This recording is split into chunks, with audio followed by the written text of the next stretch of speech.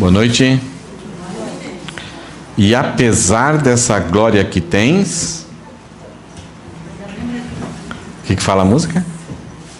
E apesar dessa glória que tens, tu te importas comigo também. E? Não, o que continua? E esse amor tão grande eleva-me, amarra-me, tu és tremendo. Tem algumas palavras que nós não usamos comumente, mas quando nós dizemos assim que Deus é tremendo, é isso? O que significa tremendo? É uma coisa incomparável. Parece que é quando você quer falar alguma coisa, você não encontra palavras. A palavra tremendo é como se fosse quando você diz alguma coisa. É exatamente isso. No inglês a gente tem a palavra amazing. Aconteceu uma vez lá nos Estados Unidos, quando eu fui para lá, estava jogando futebol. Acreditem, não é mentira não, isso aconteceu. É raro acontecer. Mas o nosso time estava perdendo de 2-1, e lá no futebol brasileiro, quando o juiz quando dá o cronômetro, dá o 0, termina o jogo. Lá nos Estados Unidos é como eles fazem que nem o basquete, né? O futebol de salão. Não sei se existe essa regra lá, mas naquele jogo essa regra estava valendo. Então, se alguém chutou, o cronômetro zerou, mas ainda a bola continua, até a bola bater em alguma coisa, não termina o jogo. E nós estávamos perdendo, eu chutei uma bola lá, um pouquinho para trás do meia quadra, e na hora que eu chutei, deu 0. E a bola foi no gol, fez o gol, então nós não perdemos, conseguimos empatar. Para mim, nem dei bola, estava chateado porque a gente estava perdendo. Ainda bem que não perdemos, empatamos. Mas aí eles vieram para mim, alguns adultos chegaram assim, que muito brincalhões, amazing, amazing. Por que amazing? Mas para eles, quando você faz assim uma bola ao cesto, que depois de completar o 0 e ainda a bola continua, e aí você faz, é algo maravilhoso, é amazing, é fantástico. Então, essa palavra tremendo é isso. E apesar da glória que tem, o Senhor é transcendente, o Senhor se importa com um miserável aqui na terra, que estava irado, que estava rebelde contra o Senhor, que merecidamente merecia toda a ira de Deus, e Deus vem e se importa de tal maneira de enviar o seu próprio Filho Jesus, se encarnar, sofrer e morrer por mim, para que eu seja salvo. E esse amor tão grande me eleva, isto é, me tira daquela podridão ali embaixo, me eleva e me amarra a ti, porque eu não preciso ficar segurando em Deus, é Ele que me segura. Deus é tremendo. Então nós começamos a estudar o Salmo 139, que diante desse desejo do homem de ser grande, de ser famoso, de ser notado, ter uma história colocada aqui sobre a terra, nós falamos que esse desejo do homem ser grande não se compara àquilo que realmente Deus não deseja ser grande, Ele é grande. E por causa do pecado que nos tirou a vida, e tirando a vida, tirou toda a capacidade de a gente enxergar Deus, então Deus ele vem, e Ele tira a cortina, Ele se revela a nós, e mostra quem Ele é. E quando nós conhecemos, nós nos aproximamos de Deus, Ele nos pega, Ele nos aproxima dEle, e quando nós começamos a conhecer Ele, a conclusão final é essa: Deus é tremendo. E aí, isso afeta tanto a nossa vida, que como a gente estava tão apegado a coisas para ter alegria, satisfação, significado, nós percebemos que não precisamos de mais nada. E no caso aqui de Davi, que estava sofrendo grandes perseguições dentro da sua própria família, dos inimigos, o que não faltava para Davi era pessoas falando mal dele, projetando mal contra ele. Então ele reflete, ele não deixa a sua mente ficar focado naquilo que ele é, que diante dessas perseguições a gente sente que as pessoas estão nos humilhando, estão nos desprezando, estão nos colocando para baixo. E isso é terrível, porque pode surgir em nós reações malignas, terríveis. Então Davi, para evitar isso, ele focou o seu olhar para Deus. E ele percebeu que ele estava do lado de Deus, era Deus que o agarrava, que o segurava, então ele podia contar com Deus. Ele se maravilhou quando ele pensou e refletiu e colocou os valores daquilo que Deus é na sua mente e no seu coração. Domingo passado nós vimos sobre a onisciência e a onipresença de Deus. Deus sabe tudo. Deus está em tudo, em todos os lugares. Ele não é tudo, mas Ele está em todos os lugares. Ele tem total ciência de tudo, e isso não é difícil para Ele, não exige esforço, é algo natural dEle. Hoje, na segunda parte do Salmo 139, versículo 13 a 14, nós vamos ver que Deus é grande, porque Ele é onipotente e santo.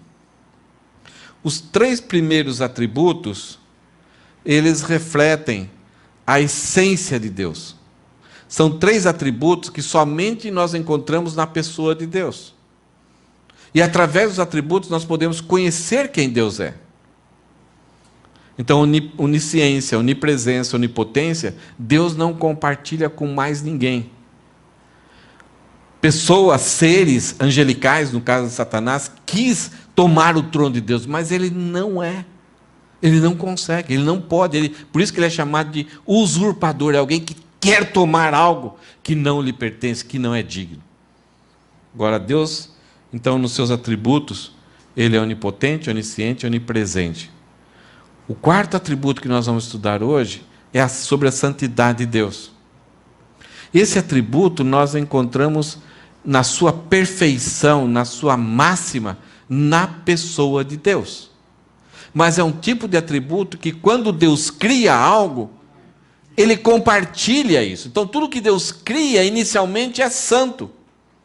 Quando Deus criou o homem, estava em santidade. Quando Deus criou todos os seres angelicais, estava em santidade. Quando Ele criou a natureza estava em santidade, em pureza.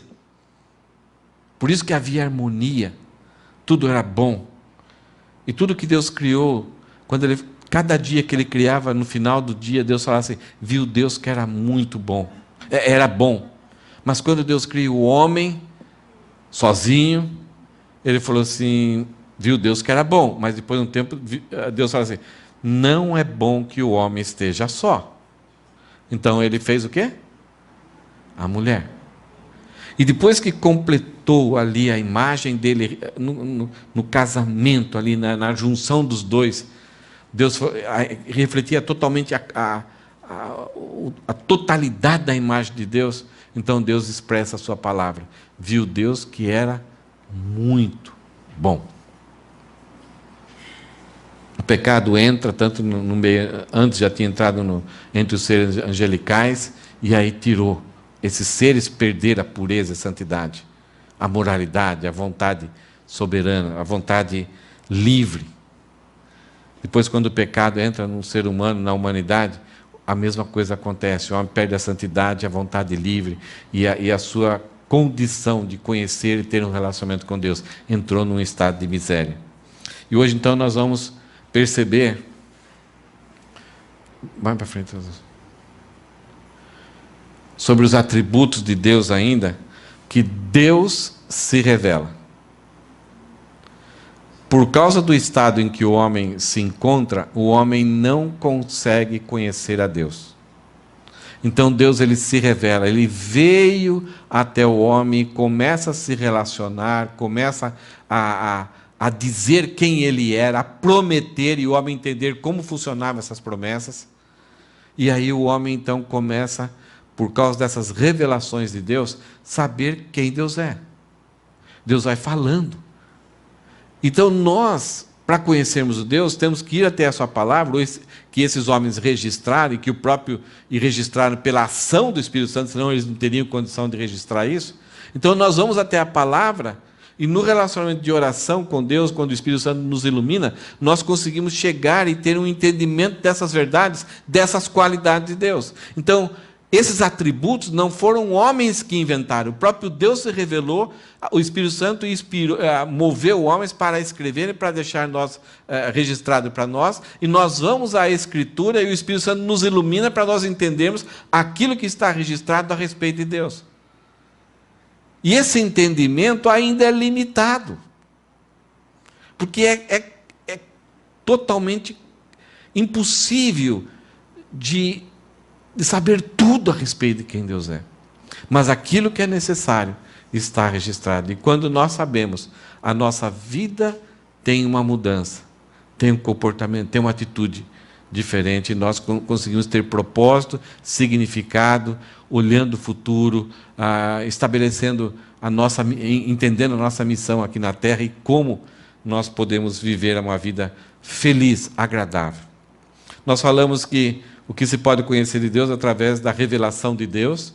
Esses atributos que nós conhecemos a respeito de Deus, eles podem ser naturais e morais, então aquilo que Deus é, a sua essência, onipotente, onipresença, e morais no sentido assim, da sua vontade. Os atributos incomunicáveis só encontramos na pessoa de Deus, e os atributos comunicáveis, aquilo que Deus é e Ele quer que nós sejamos também. O pecado impediu o exercício desses atributos na humanidade, mas quando Deus resgata e vem andar com o homem, Ele imperativamente requer de nós que a gente desenvolva esses atributos com a ação do Espírito Santo, dessa mudança de vida. Esse é o alvo. E depois que Cristo veio, nós temos o alvo da perfeição de Deus. Então, quando nós buscamos esses atributos, nós olhamos para a pessoa de Jesus Cristo. Então, Deus requer que nós amemos uns aos outros, assim como Deus nos amou. É um atributo, Deus é amor. E o atributo que ele vai falar, um dos principais é: sede santo, como? Assim como eu sou santo. Então, ele é santo e ele quer que a gente busque a santidade. Nós nunca vamos alcançar nessa vida aqui na terra, mas um dia nós vamos ser santos na mesma dimensão de que Deus é. Ter a capacidade para não pensar e não cometer nenhum mal, e mesmo assim não sendo Deus. Que coisa fantástica. Nunca mais morrer. Nunca mais ter a capacidade para pecar. Essa garantia que nós vamos ter depois da ressurreição, depois da glorificação. Então, todo esse processo da criação, queda, redenção e consumação visa Deus formar um povo quase que semelhante a Ele. Então, imortais, santos, sem capacidade para morrer, não sendo Deus. E sempre glorificando a Deus, nunca mais caindo na tentação que Satanás caiu de querer tomar o lugar de Deus. Nunca mais caiu na tentação de que Adão quis ser igual a Deus. Porque sempre vamos eternamente glorificar e reconhecer que Deus é tremendo. Vamos hoje falar sobre esses dois últimos atributos: onipotência e santidade de Deus. O que é onipotência? Onipotência é que Deus pode fazer qualquer coisa. Ele tem capacidade para fazer qualquer coisa sem esforço. Mas isso deve ser compatível com a sua natureza. Então Deus tem a capacidade de pecar? Não, Ele não tem. Porque isso é incoerente com aquilo que Ele é. Nele, Deus, uma das características de Deus é que Deus é imutável. Deus é o mesmo ontem, hoje e sempre. Na sua essência, Deus é imutável. No seu relacionamento com a humanidade, ele tem uma revelação progressiva. Em determinado momento da história, Jesus se encarnou. Mas a essência de Deus é imutável, sempre. E uma das características dele, ele é sempre santo. Ele não foi um pouquinho mais santo. Deus não está em progresso, aprendendo com a história. Deus não passa por esse processo que nós temos de desenvolvimento humano. Ele é imutável. E por ser imutável, os atributos, principalmente a santidade dele, nunca foi menor ou nunca será maior. Ou enfrentará crises. Porque Deus é santo em todo o tempo. Ele é o poderoso em todo o tempo. Então Deus pode fazer qualquer coisa compatível com aquilo que Ele é. Porque isso é coerência. E uma das coisas que nós aprendemos de Gênesis e Apocalipse é sobre a coerência de Deus. Talvez em alguns momentos, os homens passaram por aqueles momentos focados naquela situação ali, pareciam que Deus tinha perco o controle. Abacuque chegou para Deus e falou: até quando, Deus? Davi, no Salmo 13, fala: até quando? Parece que Deus não tem capacidade, ou está incoerente. Então, os homens da Bíblia, isso para nos ajudar, sofreram ao enfrentar as situações que, ao confiar em Deus e ao observarem aquilo que eles estavam passando, parecia que Deus não era tão fiel, que Deus tinha perdido o controle, ou que Deus não era poderoso para socorrer e livrar eles. A onipotência de Deus é que, mesmo Deus podendo tudo, o que Ele escolhe fazer ou não fazer, tem motivos que somente Ele conhece. Romanos 9 fala que Paulo, diante de tudo aquilo que ele vem escrevendo sobre os planos, o projeto de Deus, como que ele realiza a redenção, Paulo escreve, é como se Deus estivesse falando, porque Deus já tinha falado no Antigo Testamento: quem és tu, ó homem, para questionar a Deus, para querer entender as coisas de Deus? A história está sendo escrita. No final, nós vamos olhar para trás e aí vamos entender que todos os caminhos, todas as ações de Deus foram perfeitas, maravilhosas. Dentro desse projeto de onipotência, desse atributo de onipotência de Deus, existem algumas limitações de Deus. Como assim? Deus tem limitações? Sim, Ele tem limitações. Porque Ele é coerente e porque Ele tem limitações naturais. As limitações naturais, elas se referem àquilo que Ele é. Ele não pode fazer algo que vá contra a sua natureza. Por exemplo, em Tito, versículo 1:2, fala o seguinte: essa verdade lhes dá a esperança da vida eterna, que Deus, aquele que não mente, Deus não pode mentir. Ele é onipotente, mas Ele não pode mentir. Por causa da sua natureza, por causa da sua coerência. Tiago 1,13 fala assim: e quando vocês foram tentados, não digam, essa tentação vem de Deus, pois Deus nunca é tentado a fazer o mal. Deus não é tentado. Deus não tenta buscar um atalho. Sua natureza não deixa ele fazer isso, ele impede, ele não sofre isso. 2 Timóteo 2,13, se formos infiéis, Deus permanecerá fiel, porque Ele não pode negar a si mesmo. Essa é a questão da fidelidade de Deus. Nós damos uma palavra num dia para alguém, e no outro dia a gente, sabe, não vai dar, né? Gomei, né? Ou sem querer, ou de repente ele dá um calote, de acordo com as limitações que nós temos, ou a maldade que nós temos. Mas Deus não. Deus não pode negar a si mesmo. Limitações autoimpostas. Algumas vezes Deus coloca para Ele mesmo algumas limitações. Em Gênesis capítulo 9, versículo 11, fala assim: Deus falando: sim, confirmo a minha aliança com vocês. Nunca mais os seres vivos serão exterminados pelas águas. Nunca mais a terra será destruída por um dilúvio. Deus determinou para si mesmo que Ele por si próprio nunca vai ser o agente de uma destruição através do dilúvio. E quando Ele faz isso, se Ele é soberano e tem todo o controle sobre todas as coisas, Ele nunca vai deixar que isso aconteça. A terra, de forma global. Poderá haver tsunami, destruições assim, mas de forma global, a humanidade nunca mais vai ser punida e julgada, condenada por Deus, através de um dilúvio. Agora, nós encontramos advertências e profecias motivadas por Deus de que a humanidade vai prestar contas da mesma forma que ela prestou contas no dilúvio, mas agora com fogo, não mais com água.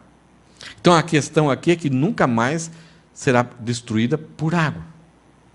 Mas isso não traz garantia ou impede a Deus de julgar e condenar e exigir contas, que a humanidade preste contas a Ele. Então algumas vezes Deus estabelece limitações autoimpostas, dele até de limitar uma presença maior dele em alguns lugares, em alguns momentos. Mesmo ele estando ali, tem momentos que em determinados lugares ele pode manifestar a sua presença de uma forma maior do que em outros lugares, porque ele soberanamente estabelece essas limitações. Nós vimos isso, a glória de Deus saindo do templo, indo para a entrada da cidade, depois indo para os montes e indo embora. Mas Deus estava em todo lugar. Mas a sua presença, a manifestação da sua presença, poderia ser diferente. Então, Deus está num sunaco, num barzinho, em alguns lugares terríveis de imoralidade, Ele está lá, da mesma forma que Ele está aqui. Mas a sua presença, de forma assim, a edificar e abençoar, ela é diferente. Tranquilos? Ok. E Deus também tem limitações por definição. Uma das coisas que Deus faz, Ele criou o homem à sua imagem e semelhança, mas Deus deu uma capacidade para o homem em buscar desenvolvimento, o homem buscar aprender com aquilo que Deus criou. Então o homem descobrir a música e desenvolver a música, o homem descobrir a ciência, desenvolver a ciência. Tudo que está criado até pelo homem provém de Deus, e Deus criou essa capacidade no homem. E o pecado afetou, mas ainda permanece. Então, quando o homem descobre e define, faz definições, por exemplo, isso daqui é um quadrado, isso daqui é um retângulo, isso daqui é um triângulo. Então, isso provém de Deus, é algo que o homem descobriu, mas já estava gravado no subconsciente, na natureza do homem, em um dia acontecer isso. Então, quando há uma definição que um triângulo tem 3 ângulos, você não pode ter um triângulo de 4 ângulos. Deus não pode criar um triângulo de 4 ângulos. Quando chega a definição que 2 mais 2 é 4, Deus não pode, então, dizer que é 6. Porque é algo que Ele já estabeleceu. Tem algumas irmãs aqui da igreja que estão estudando música. Se tem alguma coisa que em pouco tempo vocês vão descobrir, que isso não pode ter sido invenção do homem. O homem descobriu, ele percebeu, mas vem de Deus. Porque ela é perfeita. A harmonia, a melodia, a própria letra, ela segue regras universais de matemática. Então o homem captou isso, que estava lá, e Deus deu essa liberdade. E o universo, o mundo todo, toda a humanidade, segue esses princípios universais da música. Então se descobre uma melodia diferente, mas as regras musicais estão ali. Porque Deus estabeleceu essas limitações. Vamos então ver como que Davi, ele vai trazer, o que ele vai usar para dizer para nós que Deus é onipotente. O que será que ele vai usar? Ele vai olhar para o universo? Será que ele vai para olhar a infinitude do universo, do mundo criado, que nos empolga, nos maravilha? Não, olha o que ele olha. Ele olha para ele mesmo, como ser humano. E ele vai falar o seguinte no versículo 13. Deus, Tu formaste o meu interior. Uma das coisas que eu gosto de assistir, eu com a Rosana, quando tem um tempinho durante a semana, a gente assiste 1 ou 2 capítulos. A única coisa que a gente consegue sentar e parar e prestar atenção é essa série sobre medicina. Eu não sou médico, não teria vocação nenhuma para ser médico. Eu até hoje aguento ver alguma coisa. Em alguns momentos, quando aparece alguma coisa, você não olha assim, mas a gente está lá fissurado, querendo assistir o que acontece, todas aquelas crises que os médicos passam. Nós assistimos já uma série chamada Good Doctor, dos Estados Unidos. Aí assistimos a série Good Doctor original, que é da Coreia. Aí já assistimos... antigamente assistimos um tipo pronto-socorro, e agora a gente está assistindo Chicago Med. Tem algumas coisas que, né, a gente tem que engolir ali, mas é muito gostoso de ver, e como que o homem descobriu como as coisas funcionam, como os problemas, como o interior do ser humano ele é fantástico, como os órgãos ali eles estão um trabalhando um para o outro, contribuindo para que o corpo seja autônomo. E Davi fala aqui, Davi não tinha os recursos que nós temos, ele não assistiu essas séries. Ele não tinha os conceitos científicos que hoje tem. Davi, quando a sua esposa ficou grávida, ele não foi fazer o ultrassom. Eu não sou tão velho, né? Esse ano faço 60 anos. Mas quando a Rosana ficou grávida dos meus 3 filhos, o médico falou assim, tal dia vocês vão fazer o ultrassom. Uou! Yeah! Aquela expectativa, né? E aí fomos. Aí ele passava aquele gel na barriga da Rosana, assim, tal, aí chegava com aquele aparelho, aí chegou com o microfone, colocou puf, puf, puf, puf, lá tal. Daí passou o gel, e aí num monitorzinho pequeno assim, vinha um negócio meio triangular, preto, e ficava meio balançando. Aí falou, aqui, ó, tá vendo? Isso aqui é a perninha, Ele falava tudo, eu não enxergava nada. E é um menino. É um menino. Você falou, está certo. E quantos erros havia naquela época? Né? De repente estava meio escondidinho lá, o médico falava que é uma menina, quando ia ver é um menino. Então tinha surpresas naquela época. Aí minha filha ficou grávida. Aí fui com ela. Uau, quase que o filho dela falava com a gente. Via o nariz, via o olho... não era mais preto e branco, já era meio cor laranja. E até hoje, ontem mesmo, eu vi uma coisa que é fantástico. Eles pegam, então, esse ultrassom e tem uma impressora de 3D que imprime, então você recebe um livrinho assim, com o rosto do bebê impresso. E a mãe tocando assim, a carinha do bebê. Eu já vi cirurgias até no ventre da mãe. Davi não tinha acesso, ele nem imaginava que um dia ia ser possível isso que nós temos hoje. Mas ele fala, tu me formaste o meu interior e me teceste, a ideia de um artesão aqui fazendo aquelas coisinhas mais bonitas, aqueles detalhes, né? No Oriente nós temos pessoas tão hábeis para fazer artes, né? Tantas coisinhas com delicadeza, quando termina você fica impressionante. Davi fala, o Senhor me teceu no ventre da minha mãe. Eu te agradeço por me teres feito de modo tão extraordinário.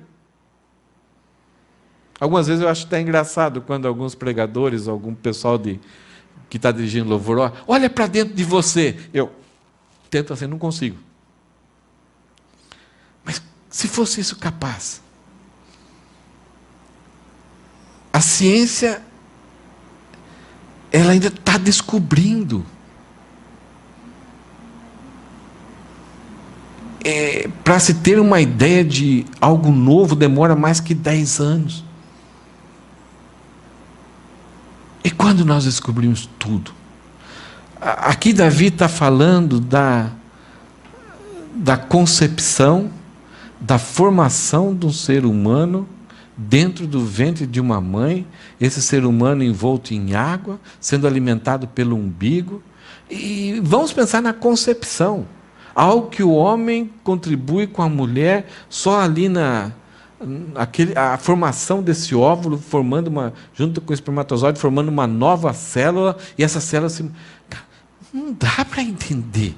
A gente sabe hoje como que é, mas isso é maravilhoso. E Davi está falando a respeito de Deus, o poder de Deus. Ele fala, tuas obras são maravilhosas, e disso eu sei muito bem.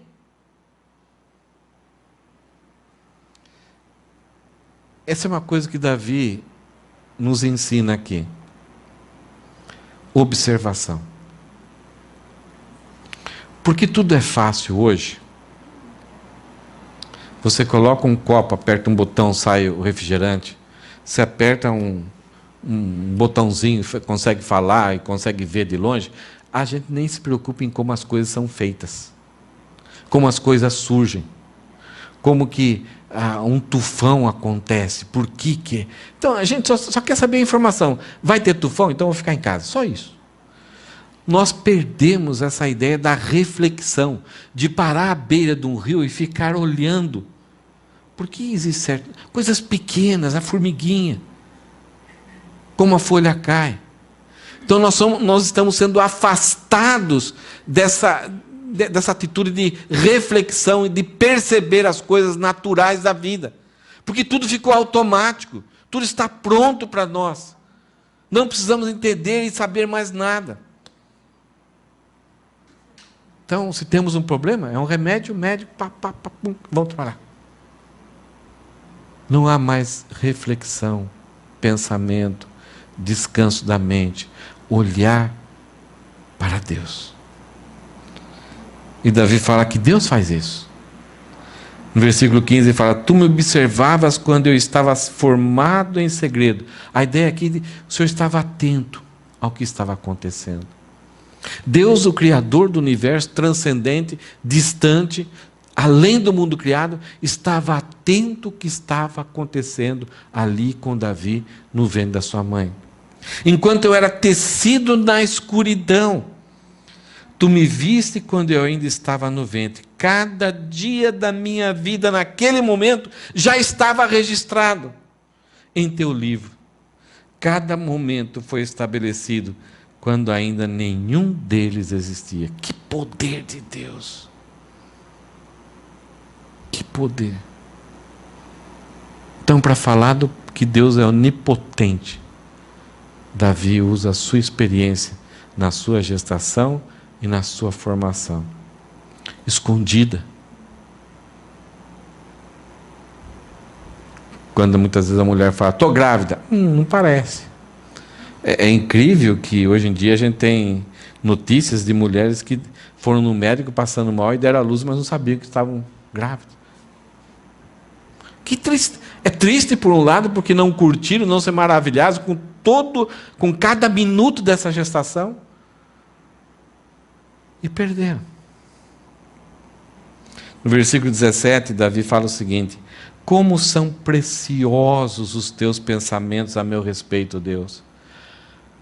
Até o 16, do 13 ao 16, sabendo que Deus conhecia lá na escuridão, observava tudo que Davi falava e sabia a história toda de Davi, deveria causar então Davi um desespero, porque ele é pecador. Ele fala, em pecado me concebeu minha mãe, e Deus estava ciente, e tudo estava escrito, Deus sabia a minha história, nada pegou ele de surpresa.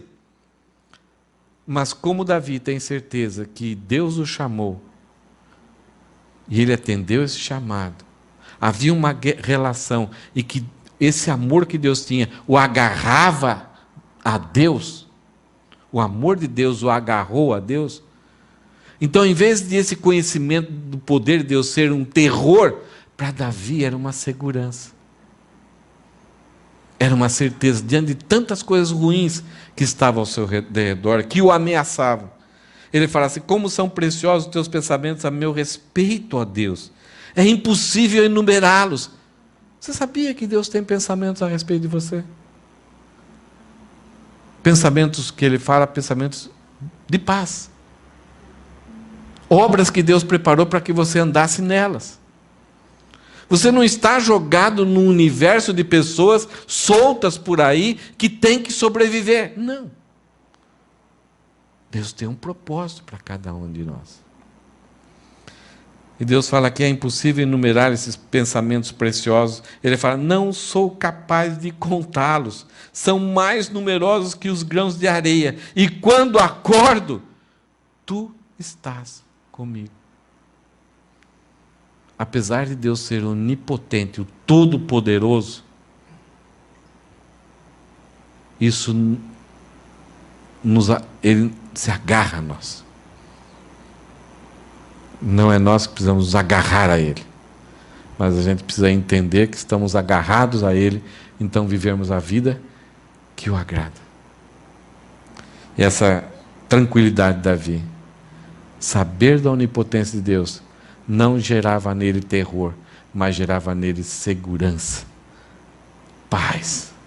Os inimigos estão gritando, ameaçando, falando mal dele, deixando a vida dele terrível para se viver. Mas ele fala, o Senhor está comigo. Desde minha geração até agora, o Senhor sabe tudo o que vai acontecer. Para que eu ter desespero? Vamos falar sobre a santidade de Deus? A santidade de Deus qualifica todos os atributos de Deus. Deus é amor. O amor dele é santo. Deus é justo. O amor dele é justiça. Deus é vingador. O amor dele, a vingança dele é santa. Todos os atributos de Deus são santos. O que significa isso? Significa que Deus é separado de tudo que é indigno ou impuro e que ao mesmo tempo ele é completamente puro e distinto de todos os outros. Não existe sombra de maldade ou de mal e de impureza na pessoa de Deus, tanto na sua essência como nos seus atributos morais. Deus é integralmente puro, ausente de mal, tanto na sua vontade, tanto na sua pessoa.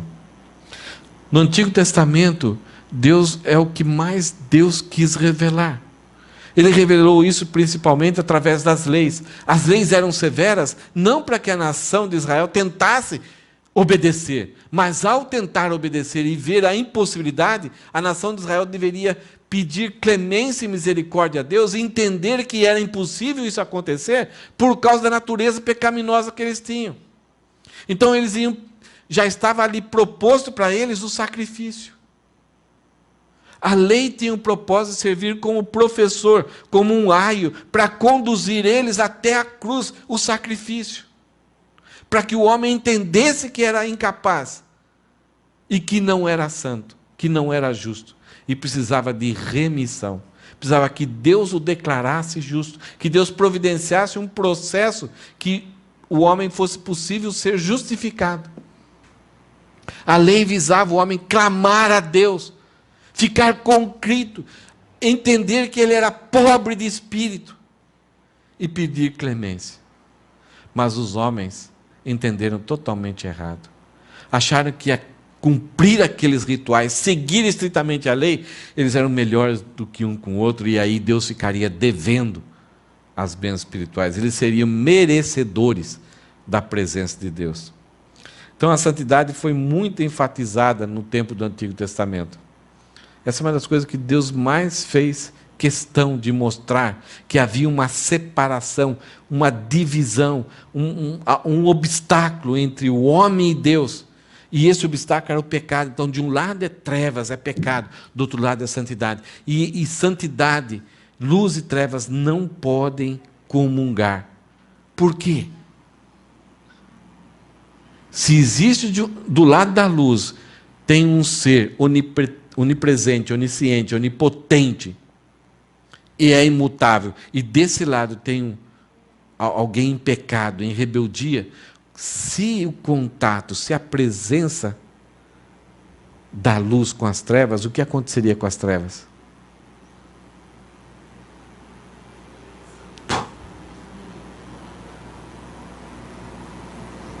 O pecado criou uma divisão e tornou o homem insuportável. Não conseguiria suportar a presença de Deus. E é aqui que a gente vê uma das coisas mais fantásticas da pessoa de Deus.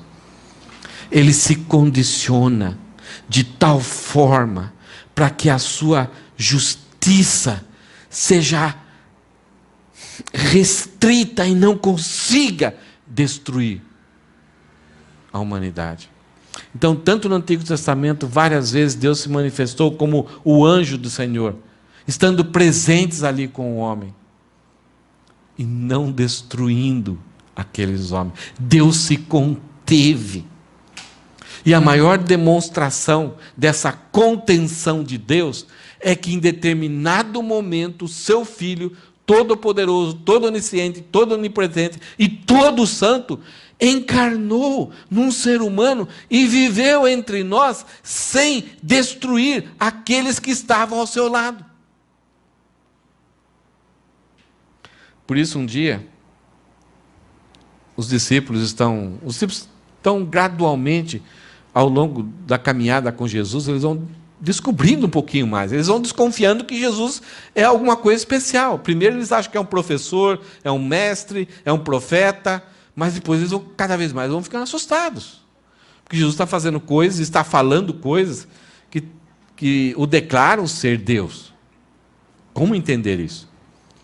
Então, uma vez os discípulos fizeram uma pescaria, chegaram, então não pegaram nada. Então, imagina um pescador profissional que vai até o mar à noite, não dormiu, pescou, a rede estragou, galhos na rede, tem que arrumar tudo de volta, tem que consertar a rede durante o dia, debaixo daquele sol. Então, quando Jesus chega ali para os discípulos, eles estão mal-humorados, azedos, talvez falando palavrões, xingando um ao outro, não querendo fazer algumas coisas, mandando os outros fazerem. Então, é um momento assim terrível.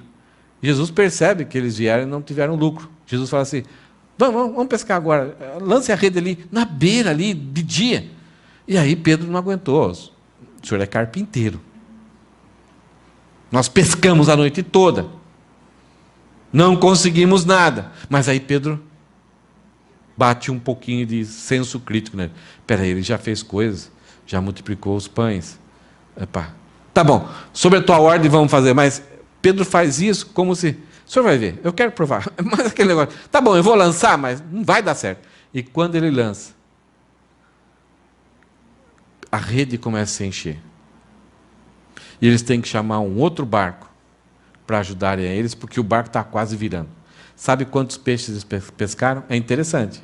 Os evangelhos registram a quantidade de peixes. Então parece que os discípulos, de tanta alegria, de tanto entusiasmo, eles fizeram questão de contar. Se lembra quantos peixes eles pescaram? Quem se lembra? 153 peixes grandes. Diante disso, sabe o que Pedro falou então? Agora que Pedro... Não, agora é impossível. Ele falou que quem vê a ele vê ao Pai, então ele é Deus. Se ele é Deus e eu ainda continuo sendo homem, se ele é Deus, ele é santo, ele é onipotente, e eu continuo sendo homem miserável, pecador, o que Pedro então falou para ele? Senhor, vai embora, aparta-te de mim, porque eu sou pecador. Essa foi uma frase perfeita de Pedro. As palavras de Pedro revelam exatamente um entendimento completo de quem, quando o homem chega a entender quem é Deus e quem é o homem. É isso que nós devemos entender. Não dá para Deus estar conosco. Não dá. Eu não consigo fazer nada para me tornar aceitável a esse poder, a essa santidade de Deus. Então, se isso aconteceu, se Jesus andou com eles, se Jesus está comigo, Jesus está aqui no nosso meio, não é porque nós fizemos alguma coisa e nos tornamos habilitados para isso. Pula, Zé. É porque Deus se conteve. É porque Jesus se conteve. Agora, Deus empurrou por debaixo do pano? Porque isso seria injustiça. Seria algo ilegal. Mas tudo isso foi possível, mesmo antes, como até hoje, porque a cruz centralizou o passado e o futuro para que Deus se tornasse o homem não pudesse ser destruído pela presença de Deus. Não sei se estou conseguindo explicar isso para vocês. Essa é uma tarefa que não depende de mim somente. O Espírito Santo tem que fazer isso na nossa mente, no nosso coração, para a gente entender como isso funciona. Da mesma forma, no Novo Testamento, a santidade é uma qualidade marcante da presença de Deus. Em Apocalipse 4:8 fala o seguinte: cada um dos seres vivos tinha 6 asas, inteiramente cobertas de olhos, por dentro e por fora, dia e noite, repetem sem parar: Santo, Santo, Santo é o Senhor Deus, o Todo-Poderoso, que era, e que é, e que ainda virá. Então a conclusão da história vai ser admirar a santidade de Deus. Os seres vivos que tinham 6 asas, olha que seres vivos com 6 asas, inteiramente coberta de olhos, seres vivos cheios de olhos, por dentro e por fora, é uma coisa assim meio estranha, né? Dia e noite repetem sem parar, não param de dizer que Santo, Santo, Santo, 3 vezes, é o Senhor Deus, o Todo-Poderoso, que era, que é e que ainda virá. A santidade de Deus torna necessário o afastamento entre Ele e os pecadores, a menos que os pecadores sejam feitos santos por intermédio dos méritos de Jesus. Enquanto os pecadores não passarem pela justificação e não forem declarados inocentes e sendo santos, eles ainda estão debaixo da aversão de Deus, da ira de Deus, da revulsão, aquele negócio que não quero, eu quero destruir, porque estão no estado de rebeldia. Somente os méritos de Jesus tornam o homem capaz de ser aceito por Deus. A santidade divina deve fazer o cristão ser sensível ao pecado. Se Deus teve que fazer tudo isso para me tornar aceito por Ele, por que eu ainda gosto do pecado, do que é mal na minha vida, daquilo que não combina com a santidade de Deus? A santidade de Deus torna-o padrão para a nossa vida e conduta. Quer dizer isso? Algumas vezes eu sou motivado por outras pessoas, por outros irmãos. Eu olho assim algumas características nos irmãos, no outro irmão, na sua santidade, a sua bondade, o seu amor, o seu espírito de servo, a sua dedicação a Deus. Então aquilo me inspira, aquilo me motiva.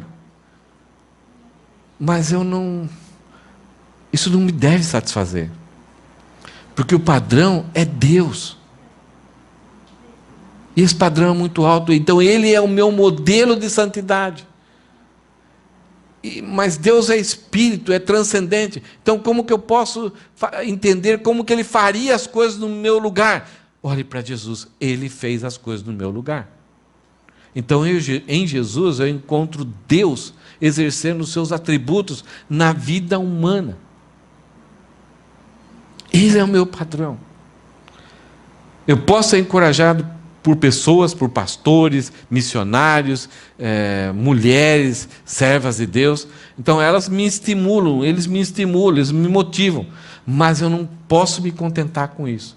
Se eu me contentar com isso, eu vou ser igual aquele homem que chegou na igreja e disse para Deus: Deus, muito obrigado que eu não sou igual a esse. Então um pouquinho melhor que os outros já me satisfaz. Não.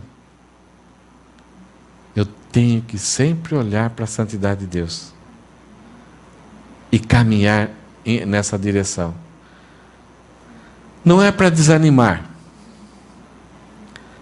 mas nós nunca vamos chegar lá enquanto tivermos essa vida.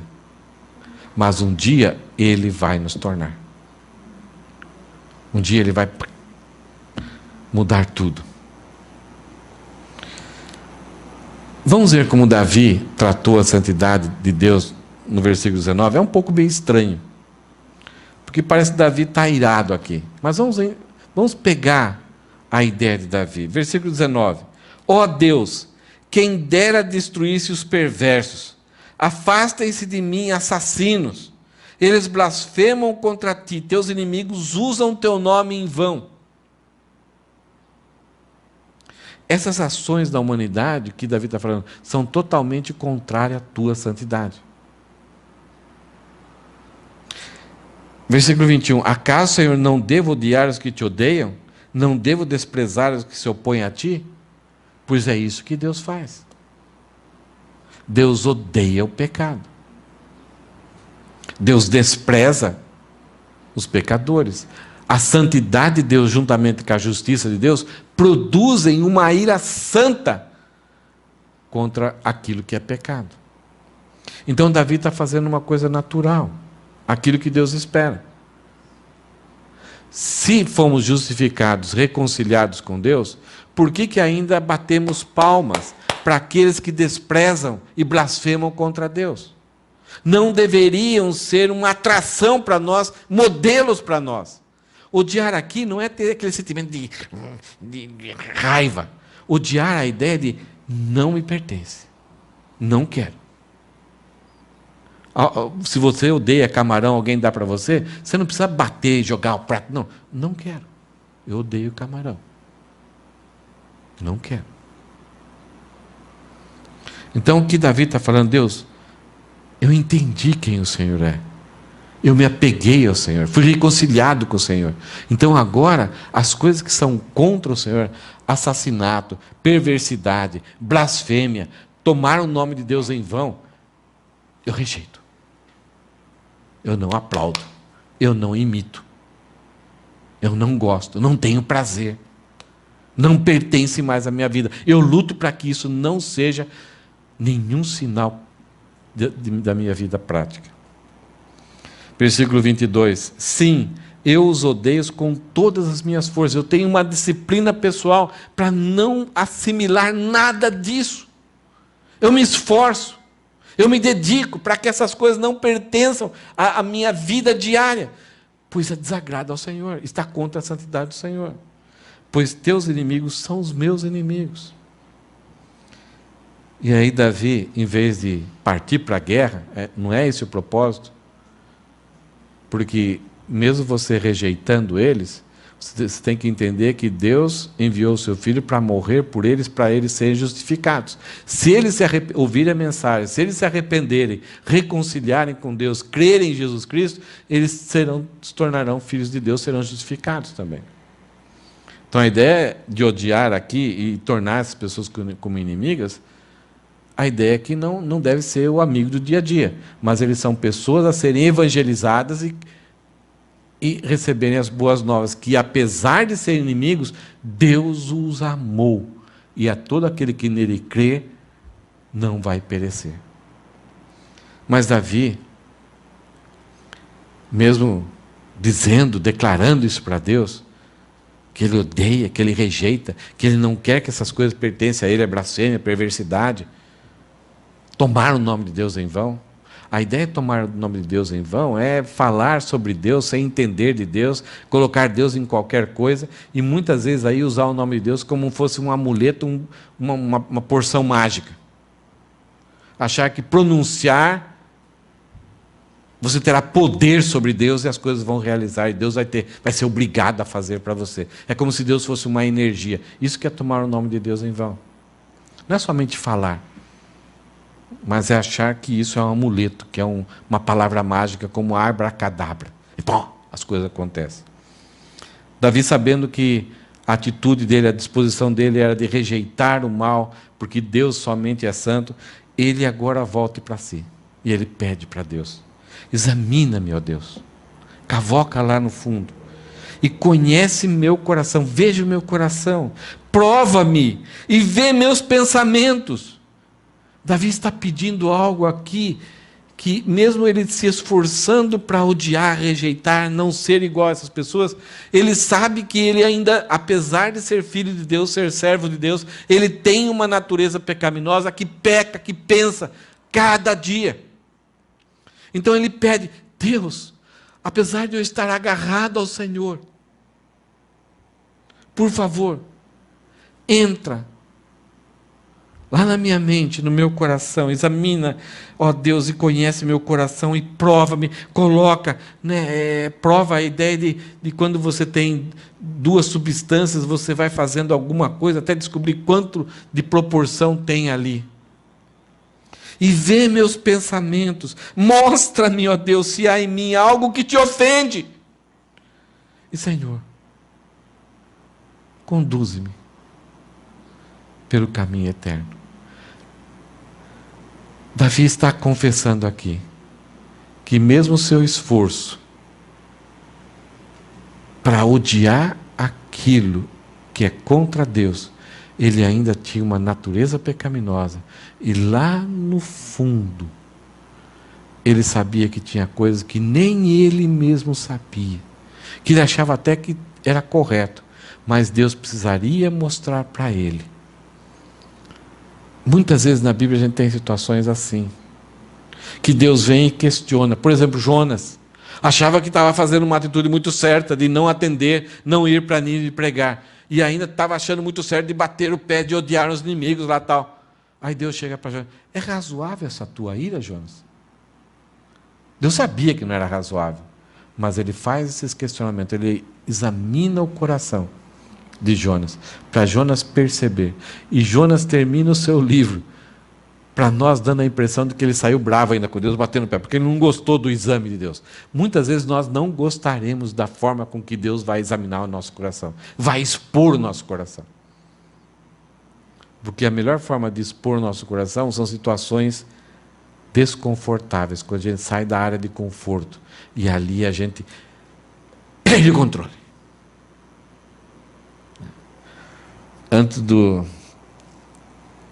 Quando era só eu e a Rosana, não tínhamos filhos,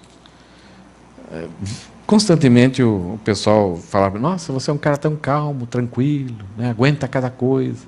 Aí veio os filhos. Quantas vezes eu perdi a paciência com eles, me explodi, e tive que chamá-los, depois de uma meia hora, uma hora, depois que Deus vem, bate, e aí ter que pedir perdão para os meus filhos.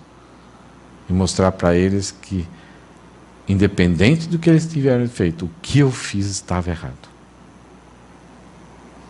O caminho de Deus nos conduziu a esse processo de exame, algumas vezes não é nada agradável. Então é bom aquilo que Davi fala: Senhor, examina, prova, mostra para mim, e me conduz, para que eu não passe pelo processo que o Senhor tome iniciativa. Então é melhor a gente tomar a iniciativa do que Deus tomar a iniciativa, quando Ele vê que já não tem mais jeito e agora precisa interferir. Então é bom sempre a gente colocar diante de Deus esse pedido. Um momento na história onde Deus provou a sua onisciência, onipresença, onipotência, santidade, foi o dilúvio. O homem abandonou a Deus, viveu o seu caminho, não atendia mais a sua consciência, se tornou forte, se misturou do jeito que queriam se misturar, e Deus mandou um aviso. Noé pregou 120 anos, e os homens zombando dele. Mais um dia. Porque, não, se existe Deus, Ele não fez nada até agora, não vai fazer não.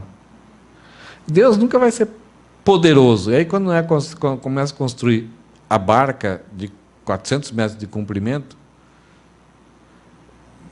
vários andares de altura, nunca tinha chovido até aquela época. Que Deus que vai mandar chuva? Então tudo era impossível. Deus não sabe de nada do que está acontecendo. Cadê o Deus? Cadê a imagem do seu Deus, Noé? Mas por causa da sua onipotência e santidade, o próprio Deus fechou a arca por fora. E aí a condenação e o juízo de Deus veio. Então é muito bom quando diante desses atributos nós reconhecemos quem nós somos e que precisamos, e que Deus deu essa oportunidade para nós voltarmos a Ele e somos agarrados a Ele. Mas é muito terrível quando diante desse conhecimento ainda endurecemos o nosso coração, pois haverá um momento que não haverá mais oportunidade. Algumas conclusões. Deus tem poder para fazer todas as coisas, não apenas isso, mas fazê-las de modo maravilhoso, minucioso, perfeito, inteligente e admirável, sem que para tanto tenha de se esforçar ou se contentar com menos do que deveria ser. Deus, tudo que Ele faz é perfeito, completo, do modo ideal. A gente grava as nossas filmagens, das mensagens, dos estudos, e a Rosana é prova disso. Eu tenho que assistir de novo, tenho que fazer algumas coisas, editar. E quando eu edito, que tristeza que dá. Quantos erros. Quantas coisas podiam ser feitas diferentes. Então eu nunca fico contente, porque teve defeito, podia ser de forma melhor. Mensagens, estudos. Deus não tem. Deus nunca se arrepende do que Ele faz. Porque tudo é perfeito, tudo é exato, tudo é justo. Deus tem pleno poder e autoridade para julgar e punir os rebeldes e também para proteger e guiar seus servos. Ele tem pleno poder e Ele tem todo o direito, Ele é justo. E ao fazer isso, Ele não faz com acepção de pessoas e privilégio. A mesma mensagem é oferecida para todos os homens, de forma igual. Saber dessas verdades se torna um terror para os ímpios, ou deveria. Porque os ímpios, os incrédulos, quando ouvem a respeito de Deus, endurecem e zombam muito mais ainda de Deus. Em relação aos salvos, a nós, essas verdades impulsionam para louvor, sujeição, não deixamos de ser os senhores da vida, e obediência. Aquela obediência de filho e não de servo. Em relação ao salvo, o poder de Deus é principalmente relevante quanto ao Evangelho. O poder de Deus nos convenceu do pecado e nos transformou em filhos de Deus. O poder do Evangelho é a nossa salvação. O poder de Deus nos preserva. Ele nos salva e Ele nos preserva até o final. Porque se dependesse de nós, não conseguiríamos chegar lá. E o poder de Deus que criou os céus e a terra é o mesmo poder que vai nos ressuscitar. Agora, temos que depositar confiança. Se realmente conhecemos a Deus e entendemos quem Deus é, nosso coração descansa nessa verdade. Então, que nós somos salvos pelo poder de Deus, somos preservados como filhos até o encontro com Deus pelo poder de Deus e seremos ressuscitados pelo poder de Deus. Deus é onipotente na sua vida? É Ele que tem o poder. Não sou eu. Último slide.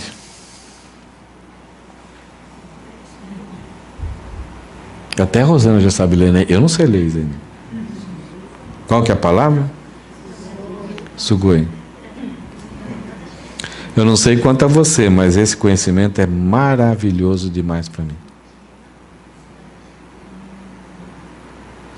E quanto a gente fica maravilhado, a gente fica contente, a gente se anima, fica empolgado, os problemas são superados, as ansiedades são vencidas, a gente luta com elas e esse conhecimento vence todas as crises emocionais que a gente pode ter. A gente adquire esperança, a gente adquire certeza, segurança, a gente traça sonhos, a gente volta a sonhar. Quando a gente não tem esse conhecimento não é maravilhoso para mim, eu simplesmente vou viver a vida e manter a vida. Mas quando esse conhecimento é maravilhoso e eu posso dizer, sugoi, a minha vida fica